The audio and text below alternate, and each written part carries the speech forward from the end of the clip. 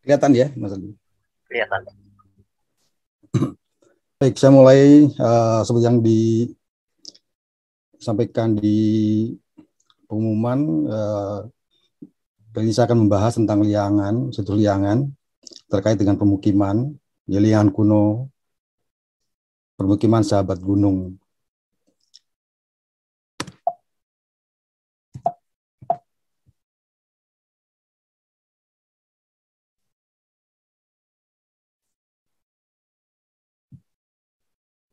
Nah, mungkin saya mulai dari situasi dulu. Foto di atas adalah foto tahun 2019 ketika liangan sudah cukup terbuka ya. Jadi kalau Bapak Ibu sekarang ke situs liangan ya kira-kira seperti itu situasinya, tidak jauh berbeda dengan yang sekarang. Itu sangat berbeda ketika tahun 2010. Ketika ada seperti itu, ya yang tanda lingkaran merah itu adalah candi utama. Bandingkan di dua foto tersebut sangat berbeda itu. Kenapa? Ya karena material Gunung Sindoro. Nanti akan saya jelaskan berikutnya. Nah ini juga ya salah satu keunikan dari situs ini adalah adanya segel ya. Segel dari material erupsi Gunung Sindoro benar-benar menyegel peradaban liangan kuno itu. Bandingkan foto tahun 2010 dan foto tahun 2015. Itu kalau kita buka segelnya kira-kira seperti foto bawah itu. Nah, lokasinya sekarang itu di Dusun Liangan, Desa Purbosari, Kecamatan Direjo, Kabupaten Temanggung, Jawa Tengah. Nah, itu daerah di dataran tinggi, daerah pegunungan. Persis di kaki Gunung Sindoro. Nah, jaraknya kira-kira hanya 8 kilo dari puncak Gunung Sindoro. Dan di kejauhan tampak Gunung Sumbing yang juga sangat aktif. Inilah foto tahun 2019, sudah sangat terbuka situs Liangan. Ya. Kelihatan berapa tebal kira-kira segel dari material vulkanis tersebut, kira antara mungkin 4 sampai 14 meter gitu. Dan itu yang sudah terbuka. Nah, kita dengan gunung dan pemukiman. Jadi kita tahu ya, nenek moyang kita ternyata bukan cuma orang pelaut, tapi orang gunung juga. Jadi nenek moyangku ya sudah Jaya Bahari, Jayagiri pula. Khusus untuk Liangan, kira-kira setelah tersegel ya 1000 tahun, kemudian berangsur-angsur terbuka. Contohnya adalah ketika ya kita lihat dari foto-foto yang sudah saya tayangkan sebelumnya. Nah sebelum itu peradaban itu berkembang dan bersahabat dengan gunung kira-kira 1000 tahun lamanya. Nah di lereng Sindoro itulah peradaban Liangan berakar sangat kokoh. Nah lokasi situs Liangan memiliki unsur-unsur dasar pemukiman. Awalnya berupa hunian yang sederhana, kemudian berkembang menjadi pemukiman yang sangat modern, kompleks. Bahkan kalau kita waktu penelitian di sana kawas itu sangat rumit datanya. Entah itu bangunannya, artefaknya, fitur-fiturnya itu. Nah, pengembangan itu tidak terjadi secara cepat, tapi bertahap dan memakan waktu cukup lama, ratusan tahun. Kenapa bisa begitu? Karena ya pertama ada hubungan dengan daerah lain, kemudian pengetahuan dan teknologi yang berkembang, juga perkembangan kepercayaan ya, yang akhirnya terpengaruh oleh agama Hindu. Kemudian cara-cara pemujaan otomatis juga berkembang dan organisasi sosial yang kemudian pada abad ke-8 ya Liangan menjadi bagian dari Mataram kuno. Nah, ini situs Liangan dalam konstelasi peradaban Mataram kuno. Di The Groot tahun 2019 situs Liangan belum termasuk. Tahun 2009 belum termasuk ya. Karena tahun 2009 ya baru ditemukan gitu. Padahal lokasinya di situ. Nah, tapi Kompas tahun 2014 bisa menempatkan situs Liangan dalam konstelasi peradaban Mataram kuno. Sangat padat ya, mulai dari pantai di utara, Batang itu kan, sampai ke selatan terus, diagonal ke selatan terus, sampai ke Jogja, Boyolali, Sleman, dan seterusnya. Nah, situs Liangan pada fase tertentu menjadi bagian dari peradaban Mataram kuno.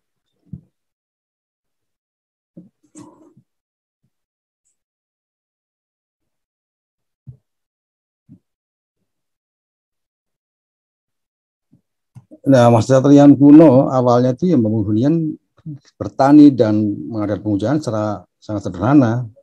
Warganya juga masih sedikit. Nah, dengan seiring berjalannya waktu, kemudian melakukan hubungan dengan masyarakat di wilayah lain, mendorong berkembangnya pengetahuan, teknologi, cara pemujaan, dan seterusnya, jumlah penduduknya semakin banyak, dan kehidupan semoga semakin kompleks.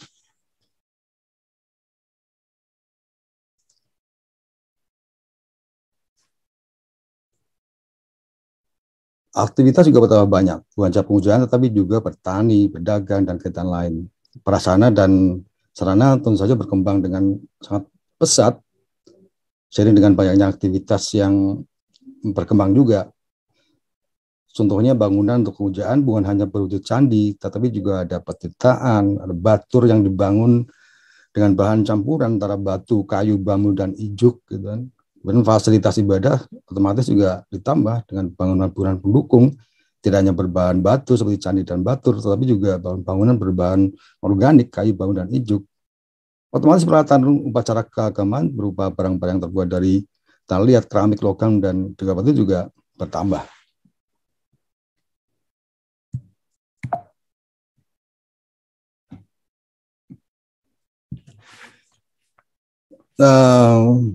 Sahabat dengan Gunung membangun peradaban adiluhung. Perkas rumah tangga sangat banyak jumlahnya. Pecahannya mungkin puluhan ribu.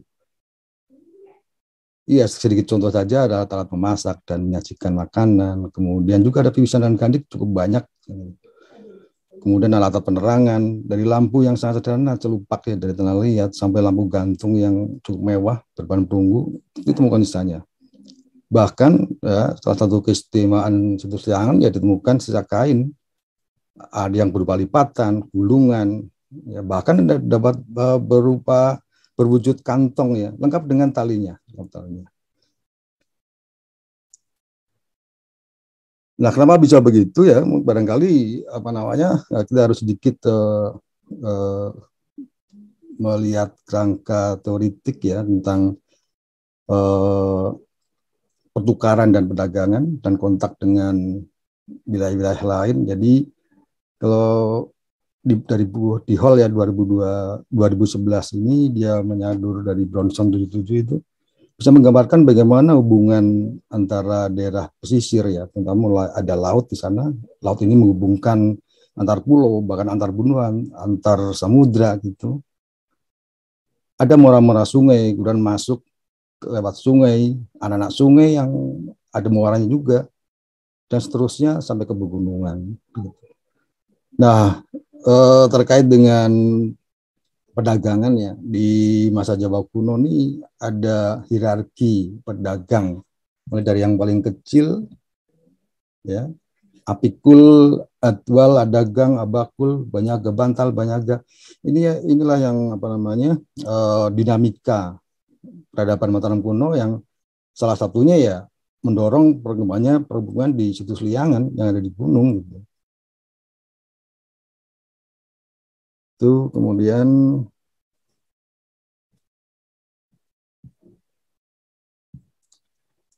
nah perhubungan di situs Liangan paling tidak ada 3 aspek yang apa namanya bisa kita lihat di sana. Pertama aspek hunian ya. Dominasi bahan organik sangat banyak di sana. Ada kayu, bambu, dan ijuk gitu. Nah, ini adalah excavation tahun 2010. Pertama kali ditemukan sisa bangunan berbahan organik ya. Dari dinding bekas tambang pasir ya, kita lihat data organik, ada tiang kayu, lantai, lubang tempat tiang, dinding kayu, atap ijuk. Di depannya ada talut batu. Setelah kita rekonstruksi, kira-kira bentuknya seperti gambar yang ada di kanan, kira-kira begitu. Kita buat dengan artefak yang luar biasa banyaknya. Kemudian kaitannya dengan aspek kedua, aspek pemujaan. Ini terkait dengan pemukiman.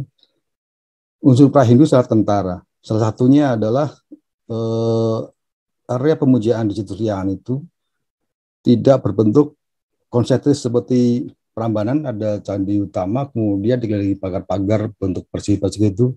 Ini kan tidak seperti itu. Tapi dia berteras undak. Ya, teras 1, teras 2, teras 3, dan teras 4 yang kita temukan baru sampai teras 4. Kita yakin ke bawah masih ada teras-teras yang lain. Hanya saja masih tersegel oleh material vulkanis. Gitu. Nah, di teras 1 itu yang ada candi utamanya, kemudian teras 2 itu ada 2 bangunan terbuka ya, karena hanya batu, atasnya diyakini itu eh, struktur bahan organik, kayu bambu ijuk gitu. Nah, teras 3 dan teras 4 itu tidak ada pagernya. Teras 1 dan 2 antara pemujaan dan jalan batu, kemudian pertanian dipisahkan oleh pagar batu. Sekarang ya teras 3 dan 4 dan seterusnya itu tidak ada pagar batu. Bukan berarti tidak ada pagar waktu itu. Terpisahkan, tegas terpisahkan antara ada permukiman dengan jalan batu dan seterusnya.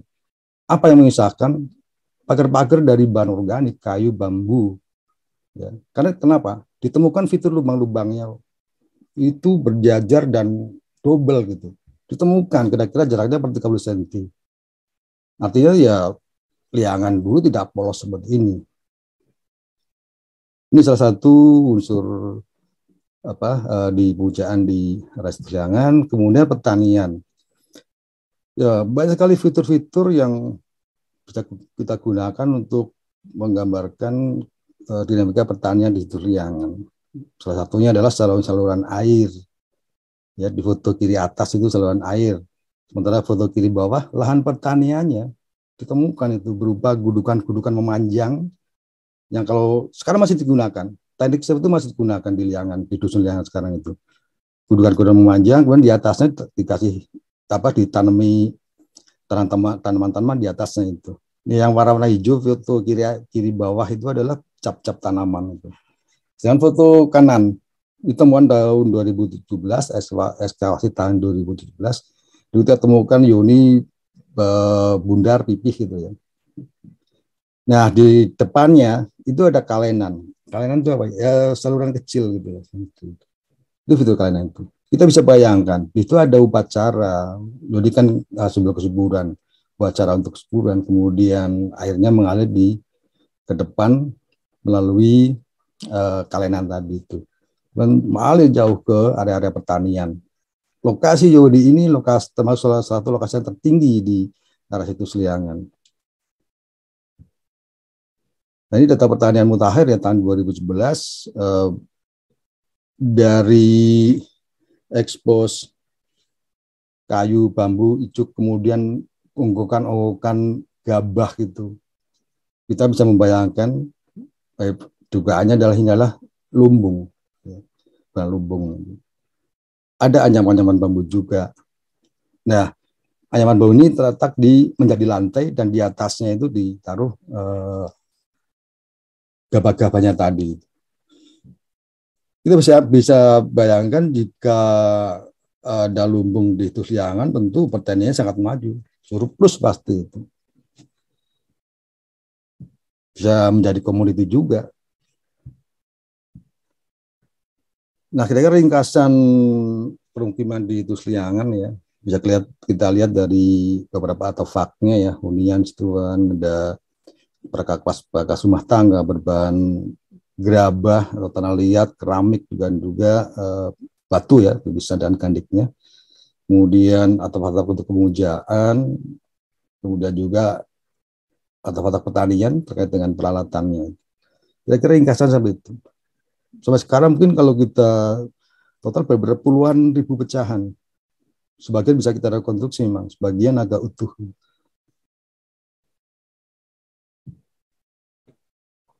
Nah, kira-kira gitulah gambaran liangan, pemukiman liangan waktu itu. Ya, bersahabat dengan gunung, damai, hening itu. Kira-kira seperti itu kan. Sampai tiba-tiba ya Sindoro meletus besar abad ke-11 itu. Tapi nggak ada korban.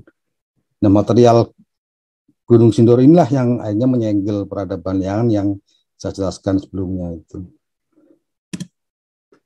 Nah, ini awal-awal kita ekskavasi ya, membuka segel peradaban Liangan itu secara sedikit demi sedikit. Foto kiri, bayangkan kita ekskavasi di bawah, di atasnya penambang tidak mau berhenti. Terus kita ekskavasi di atas penambang dakduk gitu kan. Ya untuk kita semua selamat. Dan dari hasil ekskavasi ini kita bisa merekonstruksi salah satu data yang sangat langka ya di masa hidup Buddha, data-data organik itu. Nah, mereka seperti ini bentuknya itu. Setelah kita rekonstruksi berdasarkan temuan yang ada di situs Liangan ini. Awal-awal ekskavasi tahun 2010. Nah, belajar dari situs Liangan ya. Unsur permukiman yang ditemukan di Liangan sekarang adalah akumulasi dari perkembangan yang sudah ratusan tahun lamanya. Setidaknya sejak abad kedua, Prahindu, sejak Prahindu gitu. Jadi yang itu bukan daerah koloni yang dari kosong kemudian bangun candi, tidak seperti itu. Apa yang terlihat sekarang merupakan kondisi terakhir dari proses pertumbuhan permukiman kuno yang berhenti secara tiba-tiba pada abad ke-11, letusan Gunung Sindoro tadi itu. Nah, Gunung Sindoro yang pada awalnya menyediakan kebutuhan dasar bagi masyarakat untuk membangun permukiman, pada akhirnya Gunung Sindoro pula yang menghentikan peradaban itu pada abad ke-11 itu. Meskipun letusan Gunung Sindoro sangat dahsyat, tetapi masyarakat Liangan kuno dapat menyingkir sebelum kejadian sehingga mereka selamat. Mereka rupanya dapat menebak dengan jitu kapan Sindoro akan meletus besar oleh tanda-tanda yang diketahui secara turun-temurun. Ini adalah pengetahuan empirik yang diperoleh berdasarkan pengalaman bermukim di lereng Sindoro selama ratusan tahun. Bukan hanya nyawa yang selamat, tapi juga harta benda, termasuk ternak piaraan. Oleh karena itu, selama penelitian, kita tidak pernah menemukan korban, entah itu ternak, jiwa, maupun harta benda yang berharga. Nah, ini 3 unit bangunan organik ya, 2010, 2012, dan 2018 lokasinya. 2010 sebenarnya kita temukan 3 unit, tapi yang utuh hanya 1 unit yang sudah kita rekonstruksi tadi. Dan 2012 sebagian mesnya kita selamatkan di situs, belum kita buka lagi. Tahun 2018 kita temukan lebih lengkap lagi, kita juga masih konservasi, belum kita buka lagi, sehingga belum bisa direkonstruksi. Ke depan ini akan menjadi data yang luar biasa untuk merekonstruksi bahan bangunan berbahan organik, bentuknya seperti apa aja sih yang di Liangan itu. Nah, pada waktu ekskavasi betina, ya kita termasuk para tenaga lokal yang membantu itu selalu membayangkan soal Sindoro meletus kemarin, kadang-kadang ada rasa sedih juga ya. Ya seperti relawan begitu. Nah, Liangan kuno, permukiman sahabat gunung. Kita bisa belajar dari situs Liangan untuk Indonesia yang lebih baik. Dan tidak sekadar membaca masa lalu. Ya, ini salah satu sumbangsih hasil penelitian di Liangan. Komik menjadi buku pengayaan berdasarkan keputusan Mendikbudristek nomor 1 garis miring P garis miring 2022. Ini buku pengayaan untuk tingkat SMP, kategori buku pengayaan kepribadian. Baik, terima kasih Bapak Ibu sekalian atas perhatiannya. Kurang lebihnya mohon maaf. Taufik Walhidayah. Assalamualaikum warahmatullahi wabarakatuh. Saya kembalikan ke Nator Mas Saryadi.